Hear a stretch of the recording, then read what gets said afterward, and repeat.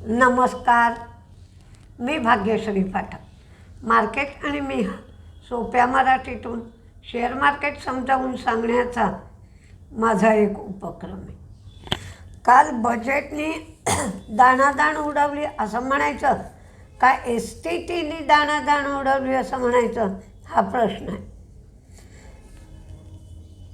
काल bond yield 4.26 होता, dollar index 98 होता आणि क्रूड 67च्या आसपास होतं. जे बजेट होतं त्या बजेटमध्ये फायरवर्क्स काही दिसलं नाही. ॲकॅडमिक बजेट होतं आणि पुढे काय काय केलं जाईल एवढं बजेटमध्ये सांगितलं. सूक्ष्म बजेट दिसलं नाही. आता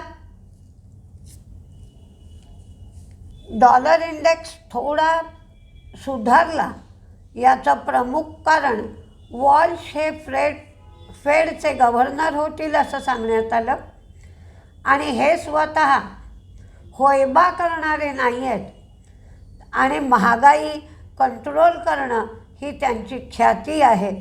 त्यामुळे डॉलरमध्ये सुधारणा झाली. काही बजेटमध्ये गोष्टी सांगितल्या गेल्या आणि काही गोष्टींकडे दुर्लक्ष झालं बजेट असल्यामुळे. VST टिलर्स आणि ट्रॅक्टर्सची विक्री वाढली, एस्कॉर्ट्सची विक्री वाढली, TVS मोटरची विक्री वाढली, हिरो मोटोची एकंदर विक्री वाढली, डोमेस्टिक विक्री वाढली, निर्यात वाढली. क्वेस्ट कॉर्पला 160 कोटीची टॅक्स डिमांड देण्यात आली. STT म्हणजे काय तर सिक्युरिटी ट्रान्झॅक्शन टॅक्स, तो फ्युचर्स आणि ऑप्शन्सवर वाढवला की याच्यामध्ये चाललेला सट्टा कमी व्हावा आणि छोटे जे ट्रेडर्स रिटेलर्स मार्केटमध्ये येतात त्यांचं जे नुकसान होतं ते नुकसान कमी व्हावं हा उद्देश होता. पण त्याचा एकंदरीत 4% परिणाम दिसला.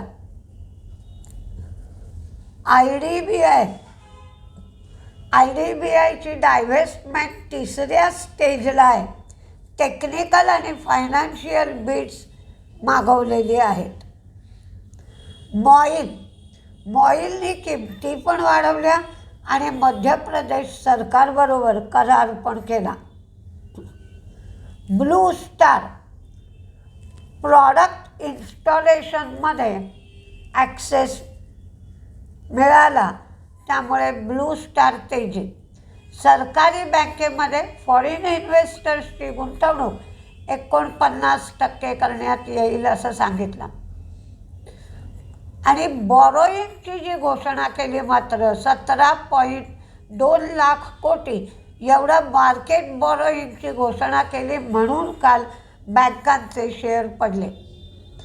बायोफार्मा मॅन्युफॅक्चरिंग हब सुरू करणार सांगितलं तर त्याचा फायदा बायोकॉन, पिरामल फार्मा, सन फार्मा आणि डॉक्टर रेड्डीज या कंपन्यांना होईल. आणि PFC, REC दोन्हीमध्येही रिस्ट्रक्चरिंग केलं जाईल असं सांगितलं. त्यामुळे दोन्ही शेअर काल बराच वेळ तेजीत दिसले.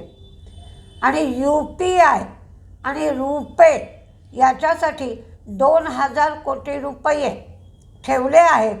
त्याचा पेटीएम आणि वन मोबिक्विकवर चांगला परिणाम दिसू शकेल. RR काबिल, ॲफेल आणि विनती ऑर्गॅनिक्स या तिन्हीचेही रिझल्ट लागले. RR काबिल आणि ॲफेल दोन्हीचेही रिझल्ट चांगले लागले. विनतीचा रिझल्ट ठीक होता. बजेटमध्ये जे उल्लेख झाले त्यामुळे सन फार्मा, सिप्ला तेजीत राहू शकतो. बोरोसिल, IFB इंडस्ट्रीज या दोन्हीवरची कस्टम ड्युटी हटवण्यात आली.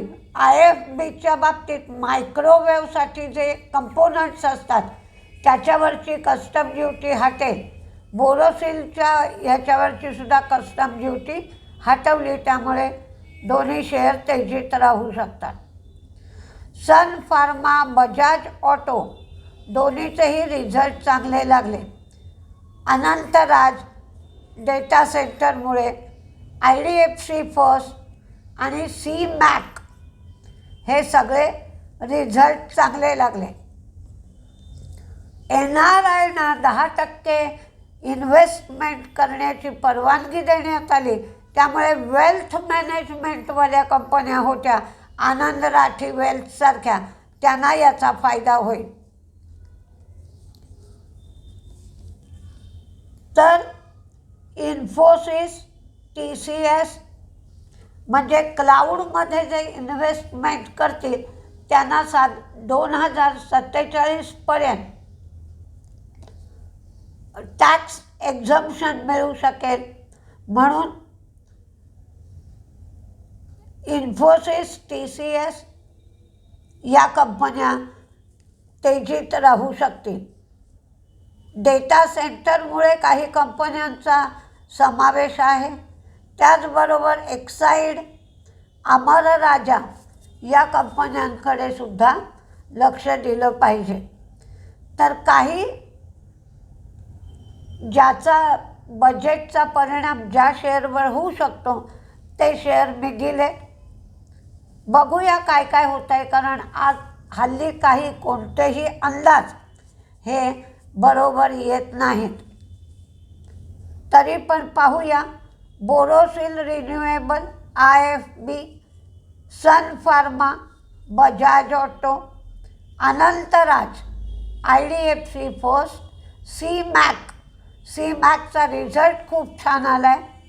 आनंद Rathi wealth, HCC Hindustan construction, Trident, Apollo hospital, CG power, Latent View, Nestle, Infosys, TCS, Coforge, Aegis logistics, UPL, Netweb, MOIL, Wipro, Jindal steel, Syrma, MTAR, Max health, CG power, Cipla, Aurobindo, Escorts, Kaynes, KSB pump, Exide आणि अमर राजा हे सगळे तेजीतले share दिलेत.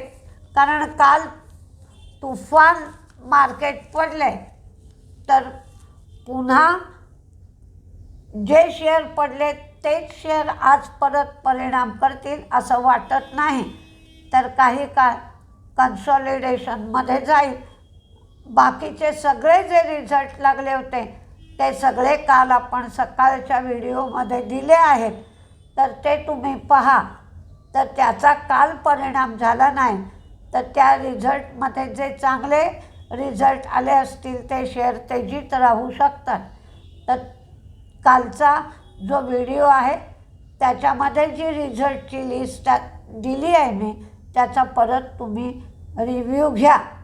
पण आजही market पुन्हा व्होलटाईल राहू शकतं.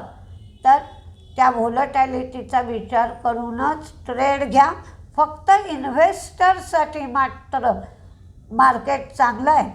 तर जेव्हा भाव पडतो आहे तेव्हा थोडे थोडे शेअर तुम्ही 5-6 महिन्यासाठी घेऊ शकता. शॉर्ट टर्म असो, कालच्यासारखं मार्केट पडलं तर तुम्हाला लाँग टर्मसाठी सुद्धा शेअर घेता येतात. काल MCXचा शेअर अचानक जवळजवळ 10% कोसळला होता. बॉम्बे स्टॉक एक्सचेंजचा शेअरसुद्धा कोसळला होता. तर असे काही शेअर तुम्हाला गोळा करता येऊ शकतात. बघूया आज काय करतं आहे मार्केट. नमस्ते.